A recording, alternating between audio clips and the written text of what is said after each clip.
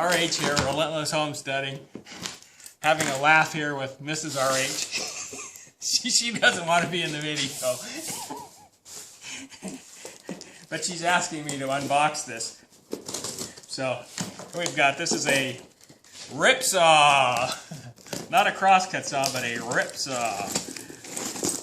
I've got a number of crosscut saws, but no rip saws that are handheld. So that's the idea here.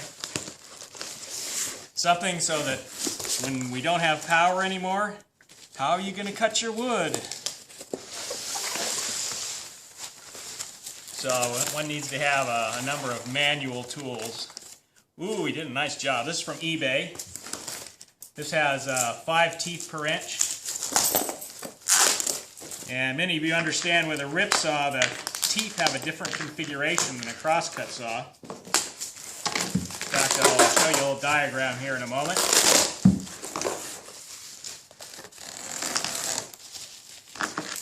So there's a number of rip saws online. Most of them are quite expensive. Like the antique ones, they're started at about $100 on up. And this one was much less expensive, about I think it was $25 plus some shipping costs, so that wasn't bad. Okay, here we go. Well, that doesn't look too bad. Not too pitted. Clean up pretty well. It's an old Craftsman.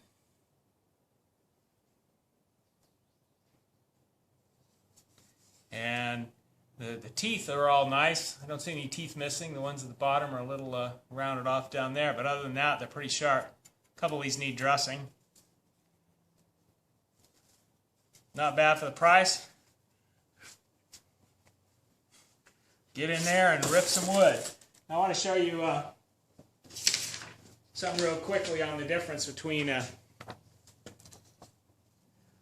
See, here's a rip saw tooth. See, a rip saw tooth, even though it'll be angled to each side, it doesn't have the the rake. See how the teeth are cut on the sides of a crosscut saw, and the angles are a little different. In a rip saw blade, it's actually many of them were at 90 degrees here, but then they find they eased out a little bit to make them to where they started a little quicker. But a crosscut's a different tooth and obviously a lot more teeth per inch. But if you're trying to cut wood with the grain, then the rip saw is going to go much faster. And here you'll see on the edge view, this is what a rip saw would look like on edge, and this is what a crosscut saw looks like on edge. So there's quite a bit of difference between the two. Rip saws are a little difficult to find today. You'll find plenty of crosscut saws. So that's a little quick educational moment there. One thing I should have mentioned, or shown, that Mrs. RH brought out. I was showing her the difference between the rip saw compared to one of my crosscut saws. So that might be a good thing to point out. Now here's a more modern didn saw. This is maybe, I don't know, I've had it maybe 30 years, I'd guess. Somewhere around that, maybe 40. I don't know. I've had it for a while. But you can see the plan form of the two is almost identical. The didn's a little bit bigger on the tip. Interestingly enough, the handle on the didn is actually thicker material than this older Craftsman. Typically is, newer materials. Typically they make them thinner and cheaper, but Craftsman handle on this is actually very thin for a saw handle. It looks kind of a little crude, really. Like it's not fully radiused and stuff. That's okay. And then I'll bring up the teeth here. So you see the vast difference there in the teeth on these two. So I'll be interested to give this thing a try. It's got the old Craftsman logo. Materials and workmanship. Unconditionally guaranteed. America's highest quality by master saw makers. Fully tapered ground.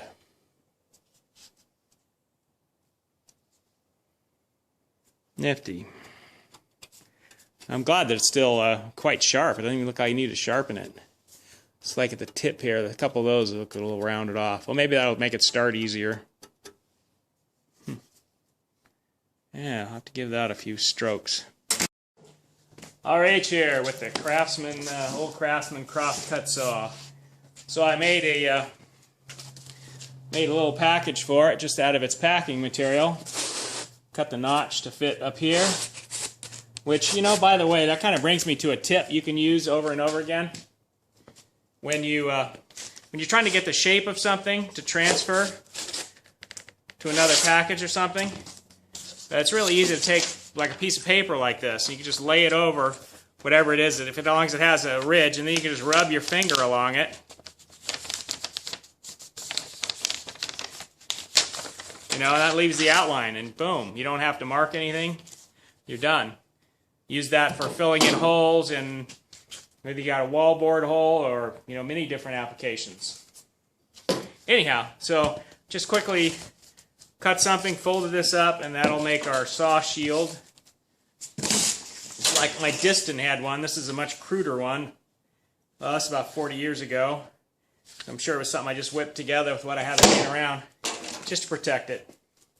Anyway, what I want to do is we're going to go ahead and do a quick rip here, so we get an idea how this works. So I just have this is Douglas fir. It was a 2x8. Yeah, it would be like a 2x8. I'm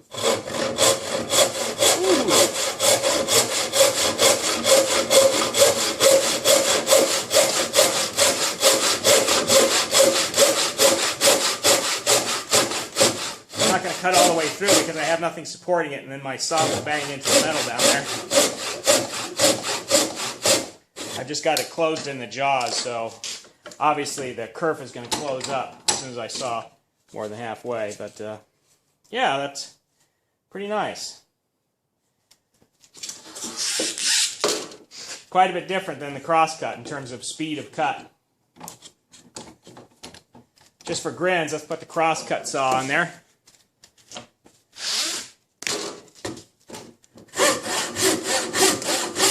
Yeah, it's much slower.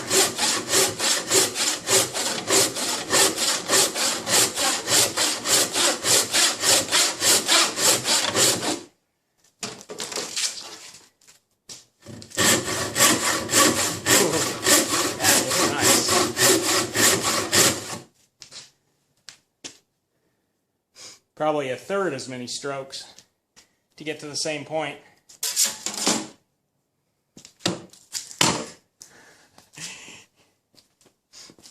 Anyway, so that's the test of our crosscut saw. Good thing to have in your toolbox, your toolkit. I think now is I need to get it stored away. Okay, so before I put these away, get out my oil rag and container. Just oil this guy down a bit. Just wipe the blade off. I will use some tung oil and stuff on the wood handle.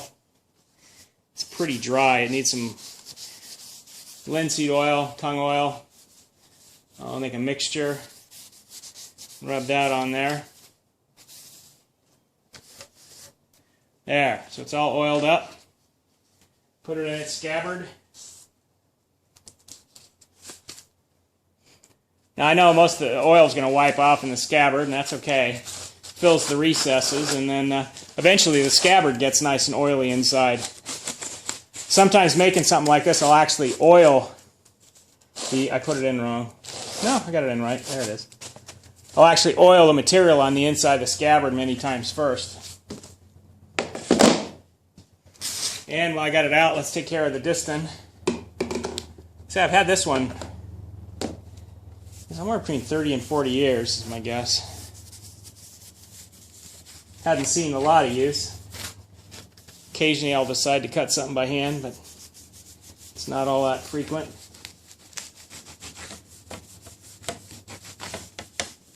The hand tools do actually work surprisingly well. Okay, it's oiled. I'll put it away. Boom. Now I'll oil the handle of that one. Mixed up a mixture here, about half and half linseed oil and tung oil, just to wipe the handle down on this. And I'm just going to apply it with a paper towel. Sloshed it around there a little bit. Damp some of it off. I don't want to drip it all over the floor.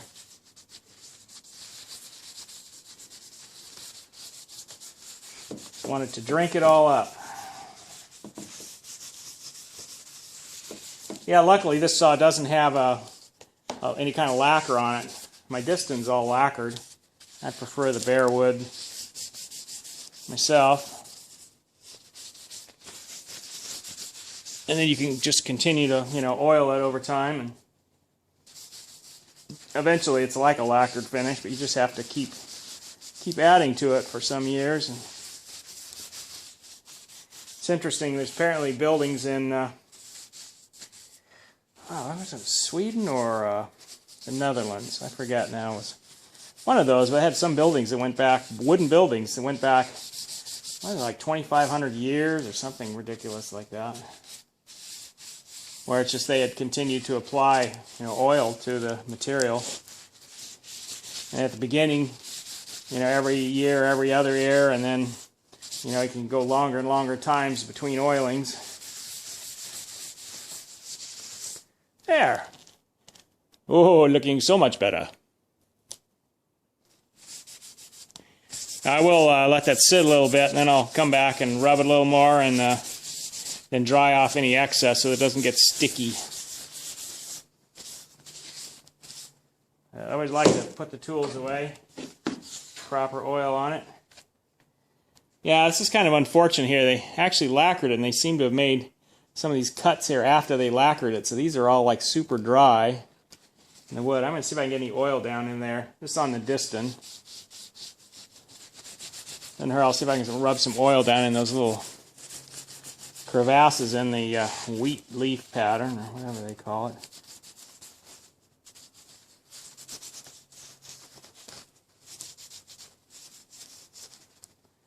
And where the lacquer starts cracking and such, it's good to rub them with oil anyway. At least it gets in those cracks down into the wood.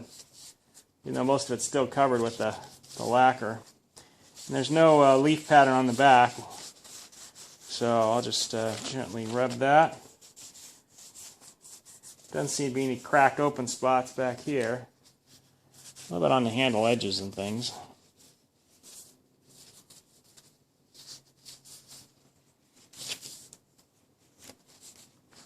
A little bit more into the wheat leaf.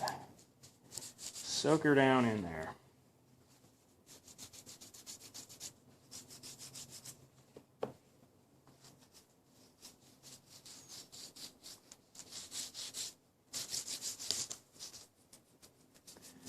Wow, it's just sucking down into those holes.